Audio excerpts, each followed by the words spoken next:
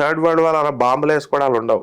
Cyber అంటే మన మన మన కంట్రీకి ఉన్నటువంటి ఆర్మ్డ్ ఫోర్సెస్ మనం చేసినటువంటి దీన్ని కంప్యూటర్ టెక్నాలజీని హైజాక్ చేసేస్తాయి, హ్యాక్ చేస్తాయి.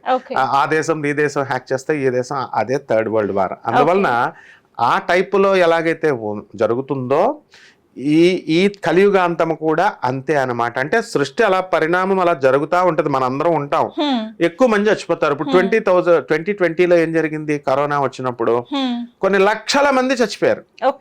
అలాగే పోతులూరు వీరబ్రహ్మేంద్ర స్వామి వారు క్లియర్ గా ఏం చెప్పారంటే, శని వృషభ రాశిలోకి వచ్చినప్పుడు ఎప్పుడు వస్తుంది, ఇప్పుడు ఎక్కడున్నాడు శని, 29 నువ్వు చెప్పిన డేట్కి మార్చి 29, 2025 సంవత్సరంలో ఈ శని కుంభరాశి నుంచి మీనరాశిలోకి వచ్చాడు.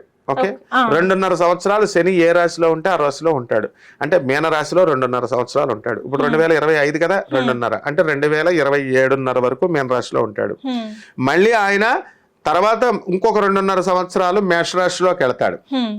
అంటే 2027 ప్లస్ 2.5 2030 ఎండింగ్ 30 కల్లా మేషరాశిలో పూర్తయిపోయి వృషభ రాశిలోకి వస్తాడు. అక్కడి నుంచి కలియుగాంతం స్టార్ట్ అని చెప్పాడు.